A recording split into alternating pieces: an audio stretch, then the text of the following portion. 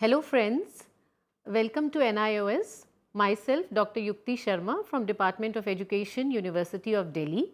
I am going to discuss with you on the topic Children with Special Needs, CWSN, Visual Impairment. Now let's begin by understanding who are children with visual impairment. Children with visual impairment are children with poor vision, children who can see light but no shapes, children who have no perception of light at all.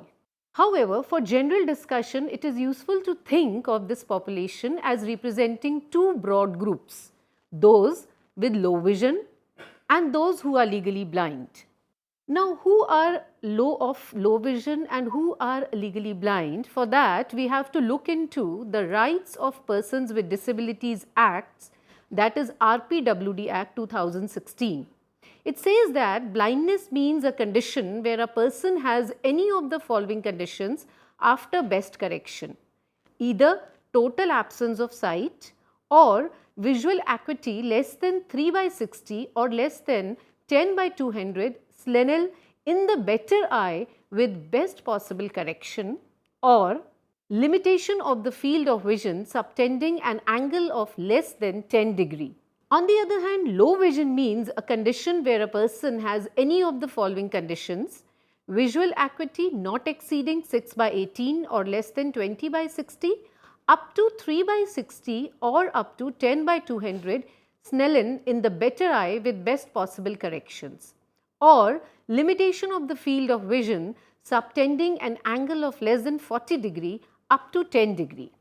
Let's try to understand these terms which are there to define a blindness or low vision. The first is visual acuity. Now, visual acuity measures the ability to see an object at a certain distance. It is measured in one eye at a time with correction if the patient wears glasses or contact lenses. The visual acuity for distance is generally measured as the maximum distance at which a person can see a certain object divided by the maximum distance at which a person with normal eyesight can see the same object. As you can see in the picture, visual acuity can be measured simply by testing the visual acuity to see whether the person can count fingers at a distance of 3 meters. Thus, a visual acuity of 3/60 would mean that the person examined cannot see at a distance of 3 meters the object which a person with normal eyesight would be able to see at 60 meters, and therefore that person is generally referred to as blind.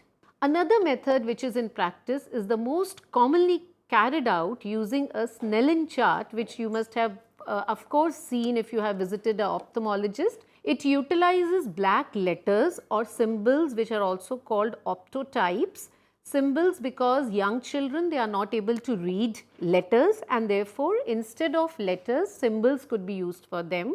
Now these black letters and symbols are of a range of sizes set on a white chart with the subject reading the chart from a standard distance. Now as you can see in the chart, there are two topmost lines which have just one alphabet or two alphabet. These are the lines of poor vision, means those people who are able to see only these two lines, either the line which has alphabets OX or the line which has the alphabet A, these people are having poor vision, and quantitatively the measure given to them as an acuity measure would be 20/200. On the other hand, if you see the 8th line, which is very small and that's why not visible, but I can read for you. It has 8 letters and they are as follows in this chart: VXMYHTUA. So, if some person is able to read these letters from a distance of 20 feet or away while wearing regular glasses or contact lenses, the doctor records the vision to be as 20/20 with best correction. Now, if the visual acuity, as we saw in the case of a blind person, is given as 10/200, then it means that that person is not able to read even the topmost letter of the eye chart, which in this case is A, and therefore is considered as blind. The other concept which has been given in the Act to define who is blind or a person with low vision is the field of vision. Now, field of vision refers to the field which both the eyes can easily see in the front. Now, if you can see, this is my left eye has a field of this angle and my right eye has a field of this angle. Now, as the diagram also shows, the in-between field is the overlapping field in which both the eyes are able to see. This overlapping field is actually the field of vision, and the normal field of vision is 180 degrees in front of the eye. It is generally determined by the confrontation test, in which mapping is done on a chart having concentric circles marked upon it. The simplest method of testing this is to bring the snapping finger from the side of the ear to the front and move it up and down and mark the position where the person can see the finger. So, in the case of blind, we have just read that it is less than 10 degrees. In the case of people with low vision, it is between 10 degree to 40 degree. Now, there are 2 points to be noted here. One is that one-eyed person is not considered blind, that is, there are no specific legal provisioning for them. They can be considered in this category only if he or she qualifies one of the conditions given in the Act in both the eyes. Because, let us see why. Because the Act says that the visual acuity less than 3/60 or less than 10/200 has to be in the better eye. So, even if their one eye is not functioning, the values have to be taken from the better eye, means from the eye which is functioning. And therefore, one-eyed people are not considered to be blind or neither in the category of low vision. Secondly, colorblind people are also not considered as a disability, because according to these conditions, their visual acuity is within the permissible values for having a normal eye. Now, let us look at what are the causes of visual impairment. Now, the first cause which is known to all of us is the vitamin A deficiency, because we know that vitamin A is one of the essential nutrients for the formation of pigments which are there in the eyes, and therefore, any deficiency of this particular nutrient leads to visual impairment. The second is the congenital cataracts, which are caused by some abnormalities during pregnancy or inheritance. Now, congenital obviously means by birth the child is having cataract, and this could be any complication which has happened in pregnancy can lead to this kind of a cataract. Or it can be because of inheritance, that is genetic, maybe either of the parents has same problem, so it gets carried forward to the child also. The next cause is the prematurity in the administration of high concentration of oxygen in the incubator, giving rise to retinopathy of the prematurity, and this may also result to total loss of eyesight. Cataracts, which are usually occurring in the middle old age, this condition is amenable to treatment by surgery. So, this could be corrected also. And the last cause which we have listed here is glaucoma, which is high pressure in the eye resulting in damage of the retina. Now, let us look at what are the factors that get influenced due to visual impairment. The first is those with visual impairments have the most difficulty with visual displays and other visual output. For example, hazard warnings, instructions which are generally written around us in our society or in our institutions. They are written in a format which is readable only by the sighted people. Now, the non-sighted people or the blind people, they have their own script, and which we know is Braille, and so therefore, if it is not written in Braille, then it is not readable by them, and therefore they have this kind of a difficulty. Secondly, even people with low vision, generally the font size which we use is for the so called normal people, and that is why again the people with low vision have difficulties. Second is problems in utilizing controls where labeling or actual operation is dependent on vision. For example, where eye-hand coordination is required, as with the computer mouse.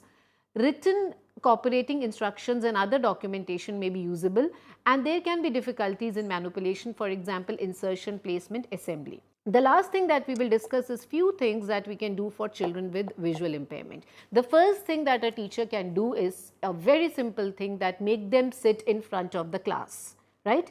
If we make them sit in the front of the class, the children with low vision at least are closest to the blackboard and they can see, and that's the simplest solution for which you don't have to do much. Second, we should speak or read whatever we write on the blackboard. Third, we should describe whatever we are showing to our students. A description will help them to imagine that what is being shown to the other students.